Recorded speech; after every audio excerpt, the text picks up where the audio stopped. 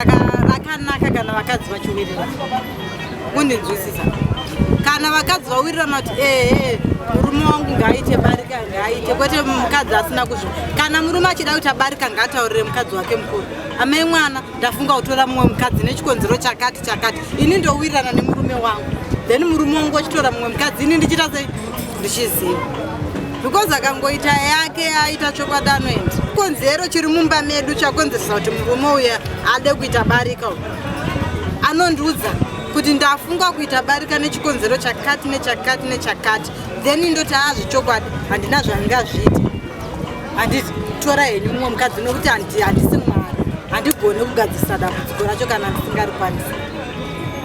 Asi kana ndichigona zvese ndiri kuita, ndiri kukuitira, ende for sure anotoita achiziva kuti mukadzi uya akazvinzwa kuti ndo zvandiri kuita hazvimire zvakanaka nokuti handina chandiri kumutadzira. Ndechekuti pane anonzi ma-proportions of living. Ndakutaura chimezi. Ndikutaura kuti mikana siko vandakatwa nemari. Mbudzi dzikaberekwa mudanga, dzikabereka uine mbudzi hati 5 mudanga. Mukono umwe chete. Mukasvira kuti kono twese inonzi haina mubereko mbudzi haipfumisi. So Mwari akasika vanhu in proportions kuti vakadzi vanofanira kuwana kudarika varume nechinangwa chake Mwari chaanoziva iye Mwari chatisingagutaura sevanhu.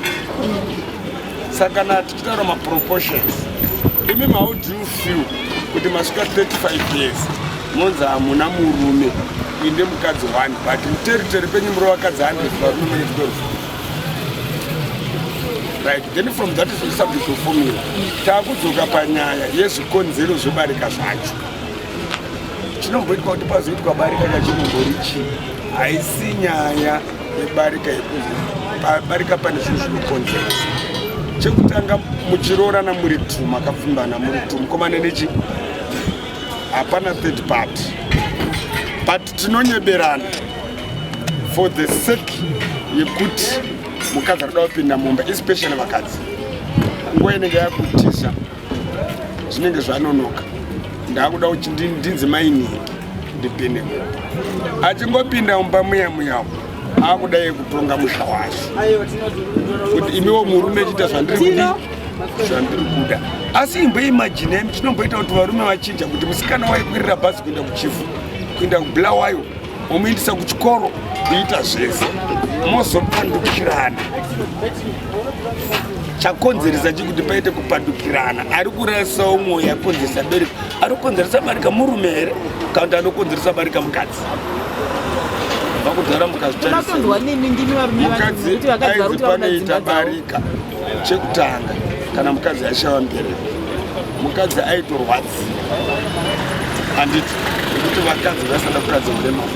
But it doesn't mean kuti varume vaingobereka. Varume vaigona tadza kuti tiombereka. Handiti vakuru vedu vaipinza munin'ina nerwekuseni kuvanzawo ureme rwero kureva kuti vakadzi vakati vaitoiwo nebarika.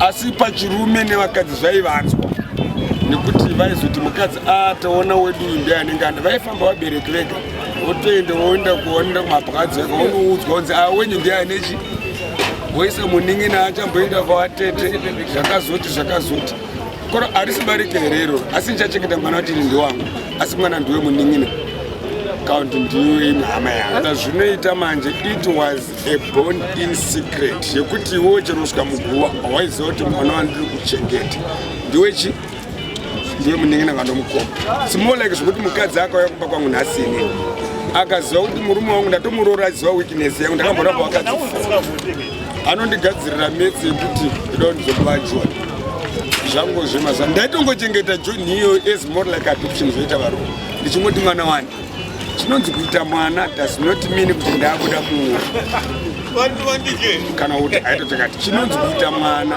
ndechekuti makagarisana chibereko chamuri kuchengeta chabva kuna Jehovha nometa chaine mukadzi kana nemunhu but zvaigarwa pasi zvomotaura mbuya.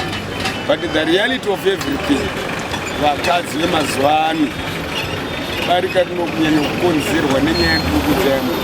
Ndinochadywa pfuma inini mombe 11 bvisa mukwasha, mombe umai bvisa mukwasha, bvisa masungiro bvisa mukwasha. Vanhu vazhinji hatiri kunyeka zvikwereti pachivanhu. Mutemo unoti wechivanhu ukaroora mukadzi nhasi ukamisa umba ngaabereke, unomubvisira pfuma obereka vana 2 obhadhira balance, kana uida vana 4 obereka vamwe vana ndobhadhira balance. Zvino ndakabvisirere mupfuma wandakatatika ng'ombe 11 chakati ndobvisa zvese nombereko noimba yacho. Saka isacrifice munhu anombororerei ataure chokwadi singadi kuvanza. Chinonzi kuroora Mwari vachisika Adamu naEvha. Havana vambosika Evha vakasika ngoma, vakasika munhu aibereka. Kana akatadza kubereka mukadzi anobvumirwa kuti ape murume umwe mukadzi. Tarisai kana vana Abhurahamu, vana Josefu, vanani vashai vana vana Sara. We must appreciate mukadzi wangu ashava mbereko. Zvandambotaura paya musakanganweka. Asi ndikutaura ishu yekuti barika charo rifoma riko here nekuti hondo yemhirizhonga iri kuitika ndeyekuti varume vari kuti achiwande must be formalized. Mukantarisa vanhu varisa mitemo yacho ndo vana vakadzi vakawanda vari kuramba barika racho, but ivo ndo vari kuroora vakadzi ndo vari kucreata vanhu vakawanda out of wedlock nekuti vanenge vachitine mari mendei. Vakadzi ndo varikutadza kuzinzwisisa izvi.